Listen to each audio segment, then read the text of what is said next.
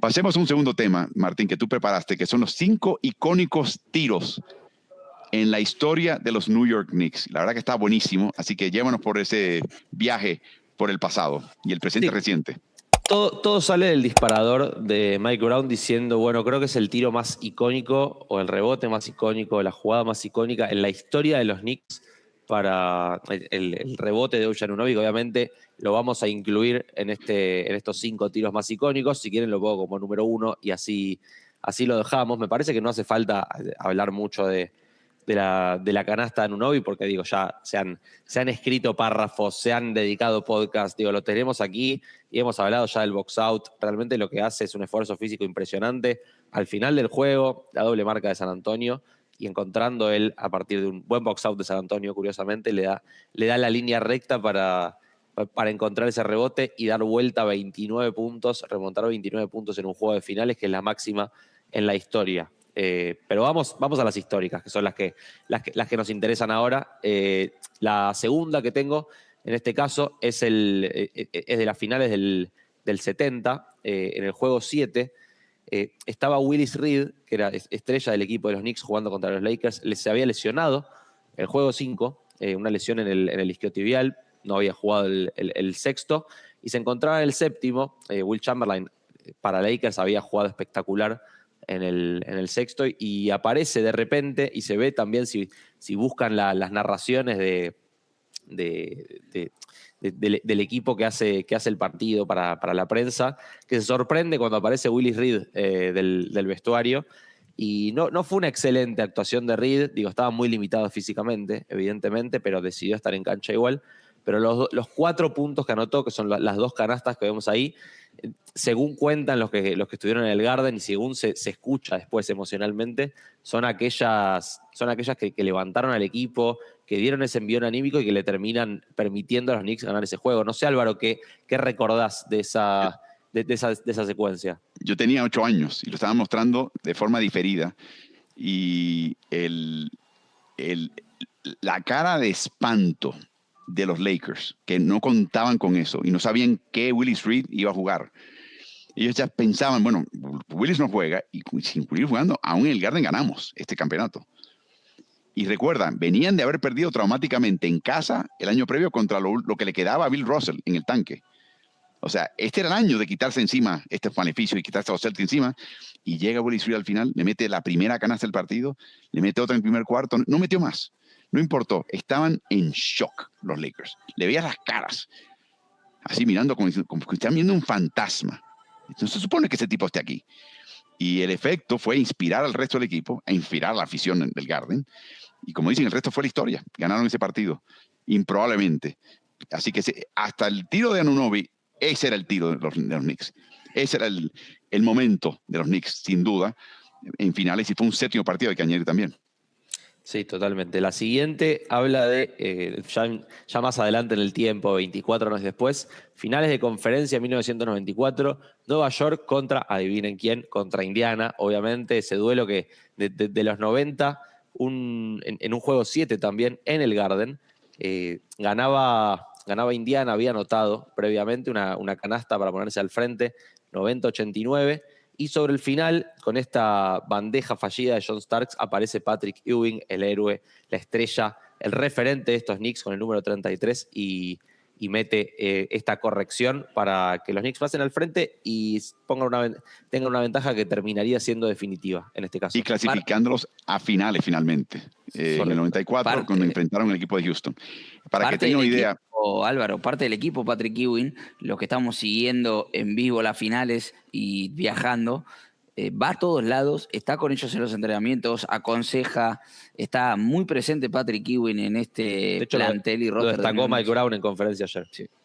Bueno, fue el que habló con el equipo cuando le digo fue mal en un par de trechos de la temporada, de la postemporada, incluyendo cuando estaban apretados contra Atlanta.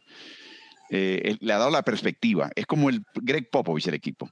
Y él nunca ganó un anillo, recuerden. Perdieron en 7 juegos con el equipo de Houston, en Houston, saliendo de Nueva York con ventaja de 3-2 en esa serie.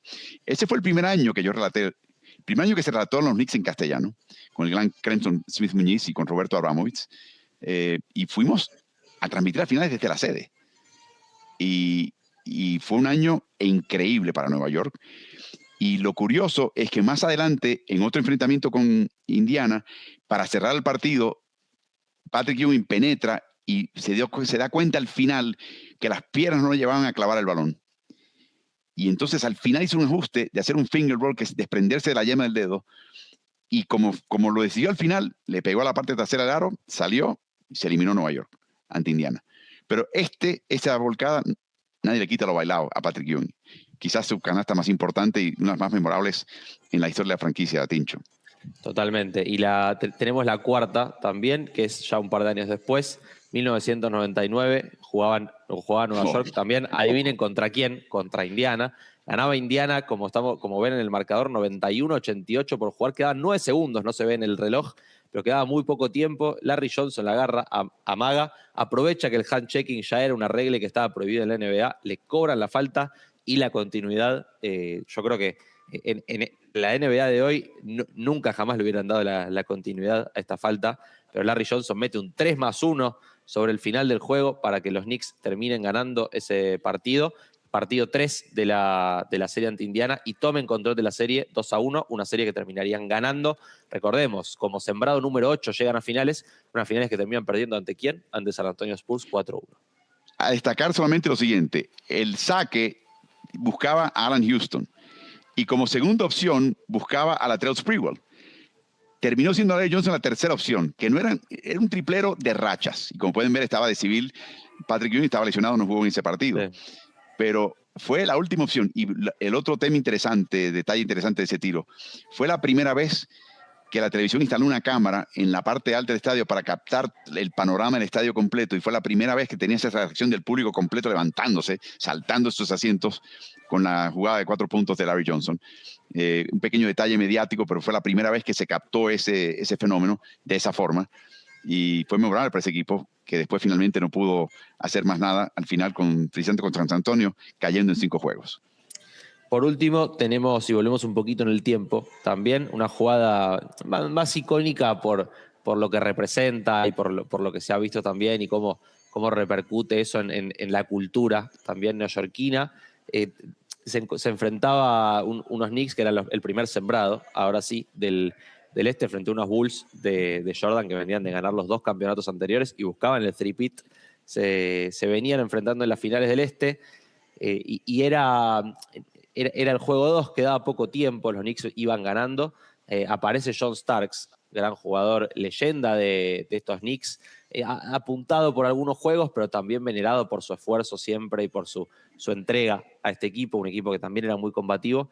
Termina yendo por línea de fondo y se la vuelca. Los titulares dirán a Michael Jordan. Lo cierto es que Jordan llega muy tarde a la ayuda y no termina impactando tanto la jugada, no se quería perder la foto, pero es una volcada sobre Horace Grant, que también es un jugador de tamaño y prominente.